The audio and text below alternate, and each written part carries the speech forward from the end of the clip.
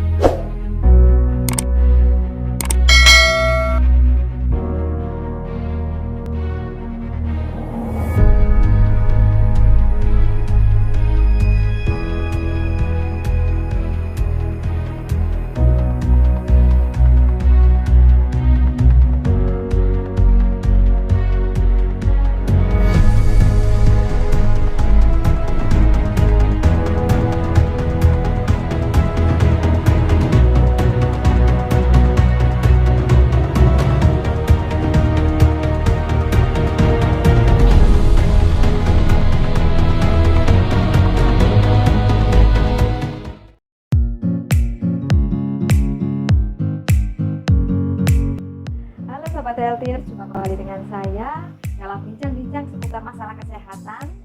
Tentu saja masih di CNI Channel. Sobat Healthiers, penyakit diabetes mellitus atau kencing manis yang selama ini lebih banyak diderita oleh orang dewasa, ternyata juga bisa diderita oleh anak-anak. Nah, bagaimana diabetes mellitus ini bisa terjadi pada anak-anak? Saya akan berbincang-bincang dengan salah seorang narasumber, yaitu Dr. Dwi Lestari Afianti, spesialis anak, yang akan menjelaskan seluk-beluk mengenai penyakit diabetes pada anak, tips-tips cara pencegahan dan penanganannya. Sudah hadir bersama dengan saya, Dr. Afi, spesialis anak, yang akan berbincang-bincang seputar masalah kesehatan anak. Saya sapa dulu ya. Selamat sore, Dr. Afi. selamat sore. Gimana dok kabarnya dok? Alhamdulillah sehat. Sehat ya, tetap semangat ya dok ya. Semangat sekali. Dok, sebelum kita berbincang lebih lanjut, kita pakai masker dulu ya.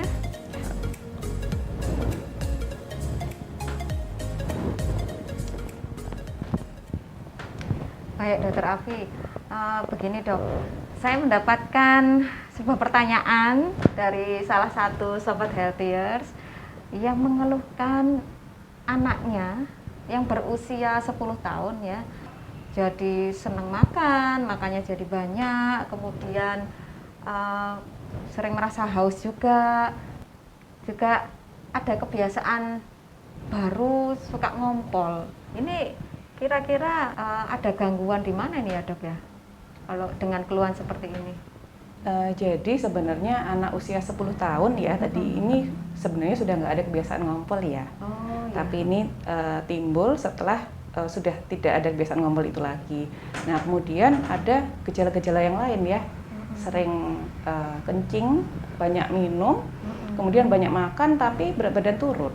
Nah itu sebenarnya masih ada beberapa kemungkinan untuk kira-kira nih sakit apa ya, ke arah mana ya gitu. Tapi kalau tidak ada keluhan lainnya, tidak ada tanda-tanda infeksi seperti itu, kita bisa memikirkan jangan-jangan ini diabetes pada anak kayak gitu.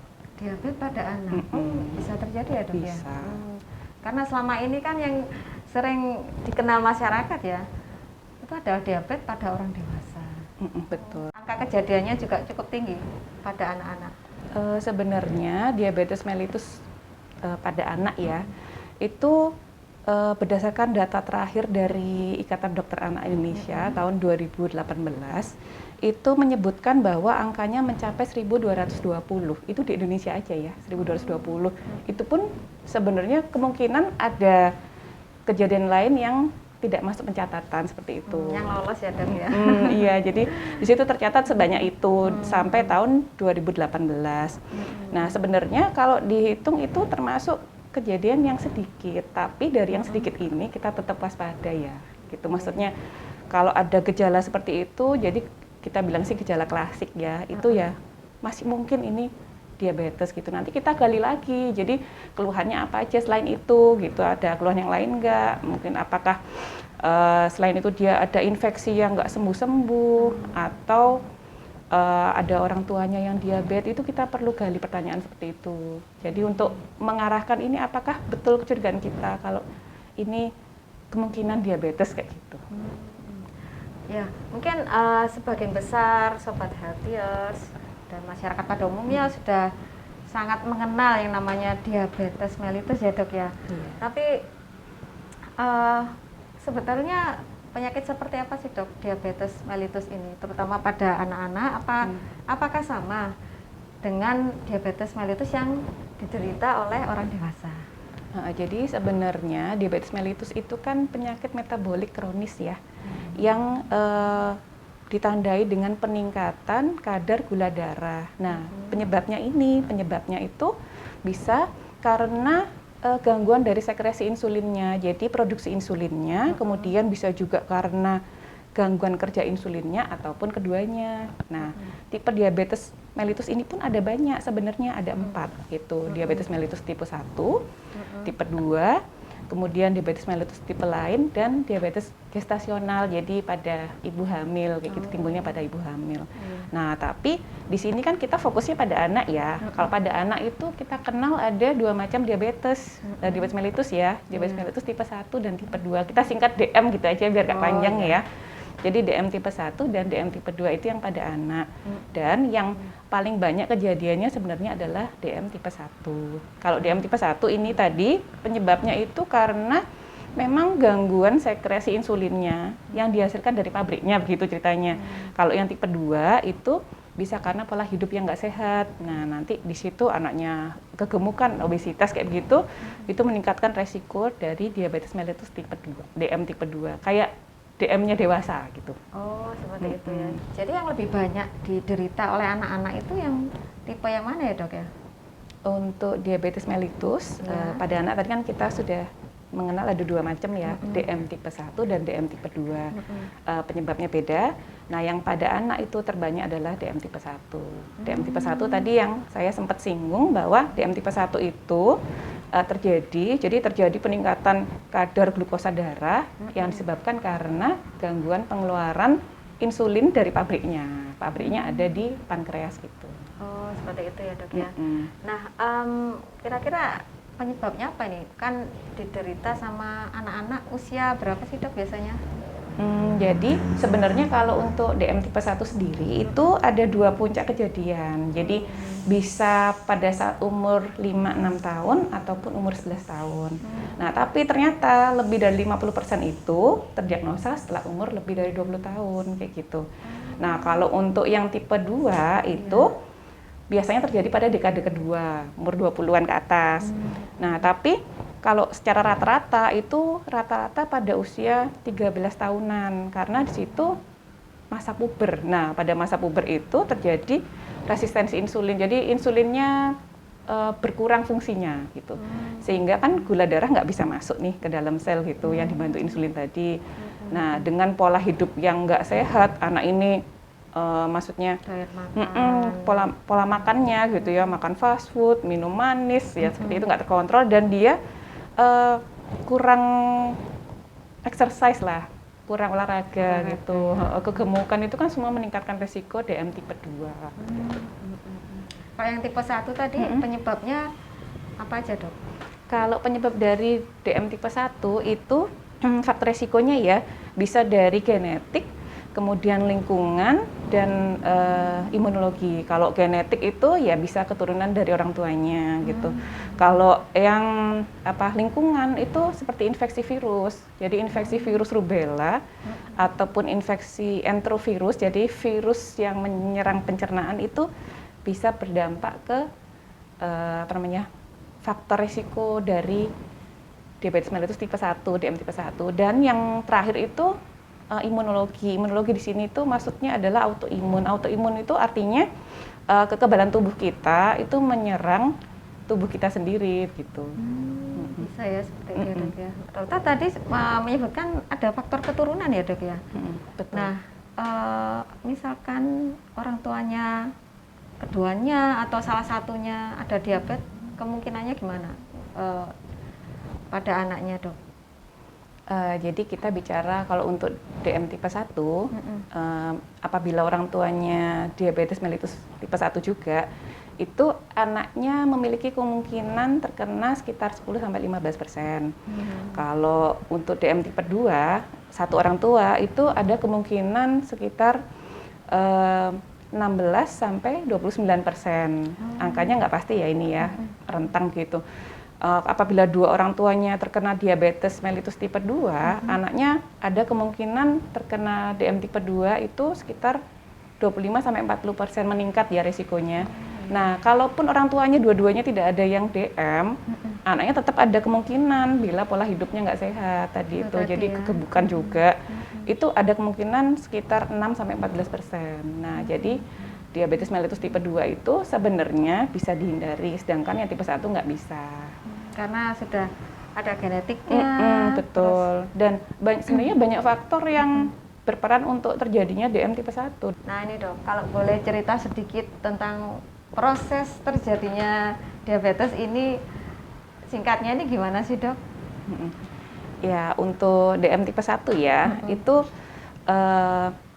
jadi memang ada masalah, jadi ada kerusakan ceritanya nih, ada kerusakan di pabrik pembentuk insulin, sel beta pankreas, jadi di organ pankreas kita. Itu memang ada kerusakan situ sehingga insulinnya tidak terbentuk. Itu pada DM tipe 1. Nah, padahal sebenarnya fungsi insulin sendiri itu kan untuk membantu memasukkan glukosa yang di darah. Jadi kita makan karbohidrat kemudian dirubah menjadi glukosa di dalam darah. Nah, itu kan nanti dibantu insulin untuk masuk ke dalam sel otot untuk dipakai sebagai energi begitu. Nah, tapi kalau insulinnya aja nggak ada, berarti kan darahnya mengandung banyak gula. Gula ini nggak bisa masuk ke otot.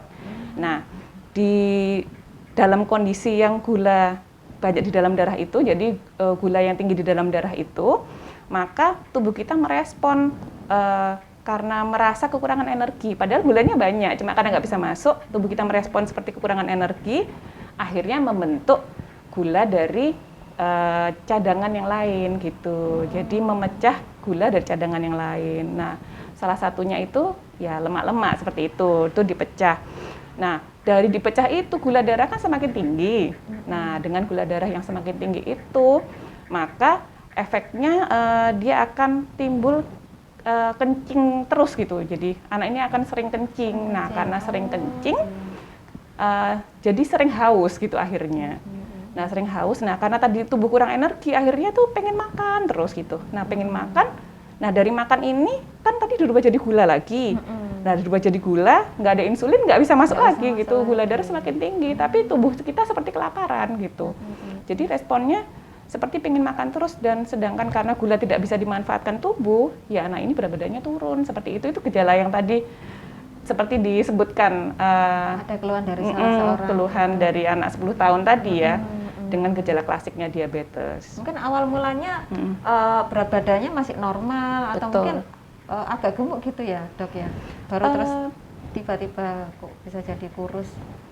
Jadi dibedakan juga antara DM tipe 1 dan DM tipe 2. Kalau pada DM tipe 1 itu memang kebanyakan pada anak yang berat badannya normal gitu. Kalau yang tipe 2 itu baru yang kegemukan, karena penyebabnya kan sudah berbeda. Kalau tipe 1 memang ada kerusakan tadi dari pabriknya sehingga rentetan peristiwanya seperti itu. Tapi kalau yang tipe 2 karena dia itu kegemukan, terjadi gangguan dari kerja insulin. Insulin tadi tidak maksimal masukkan gula darah ke dalam otot kita gitu untuk energi. Nah, sehingga timbullah gula darah yang tinggi. Kita makan banyak semakin tinggi seperti itu. Nggak bisa masuk ke jadi beda prosesnya gitu. Prosesnya beda ya dok ya. Baik dok. Nah dok, untuk gejala awal yang para orang tua ini dari Sobat Healthier ini mesti waspada dan mesti harus tahu ya gejala awal dari diabetes, karena anak-anak ini kan ya sedang pada masa pertumbuhan, mesti ya ada yang sulit makan, ada yang makannya banyak. Nah ini kapan sih anak-anak ini mulai terpikirkan terkena diabetes? Apakah semua anak yang gemuk makannya banyak terus apa harus waspada, atau anak yang tadi berat badannya normal ternyata juga bisa terserang diabetes, Dok. Gimana Iya. nih, Dok? Jadi kita harus sebagai orang tua ya, maksudnya itu harus waspada anak-anak ini ada nggak sih kemungkinan ke arah diabetes itu kalau ada gejala klasik diabetes mellitus. Jadi gejala klasiknya itu dia kencing terus, kemudian dari kencing itu dia kehausan, jadi dia banyak kencing, banyak minum, kemudian dia tuh lapar terus, banyak makan, tapi berat badannya turun. Nah, tapi turunnya di sini dalam jangka waktu yang singkat gitu, maksudnya proses terjadinya itu akut, sekitar mungkin bisa 1 minggu atau 2 minggu sebelumnya kayak gitu, atau itu tadi seperti yang diceritakan sebelumnya ya, kasus sebelumnya itu dia sudah nggak ngompol, umur 10 tahun, tahu-tahu dia ngompol, itu juga bisa. Nah, ada lagi gini, jadi gejala pada wanita ya, jadi anak perempuan yang usia remaja itu ada infeksi jamur di kemaluannya, itu juga bisa gitu. Atau infeksi yang nggak sembuh-sembuh, misalnya luka di kulit yang nggak sembuh-sembuh, itu kita juga mesti berpikir ke arah sana, apalagi ditunjang kalau ada keluarga dengan riwayat diabetes mellitus. Nah, kemudian gejalanya nggak itu aja. Kalau itu, jadi gini, gejala untuk diabetes mellitus itu kadang nggak sejelas itu gitu. Ya, Dok, ya. Karena gejalanya tidak jelas, jadi sering terabaikan. Ya sudah gitu aja gitu. Akhirnya jatuh ke dalam kondisi darurat. Nah, ini yang berbahaya sebenarnya ya. Jadi bisa aja datang terdiagnosa awal sudah dalam kondisi darurat. Misalnya dia ini nyeri perut hebat, kemudian dia muntah, kemudian dia kencing banyak banget sampai dehidrasi berat, bahkan sampai kesadarannya turun ataupun sampai kejang. Nah, yang seperti itu harus dibawa ke rumah sakit. Itu kegawatan pada diabetes mellitus. Jadi ternyata bisa menjadi proses penyakitnya ini bisa menjadi cukup serius dan berat ya, Dok. Itu gimana, Dok?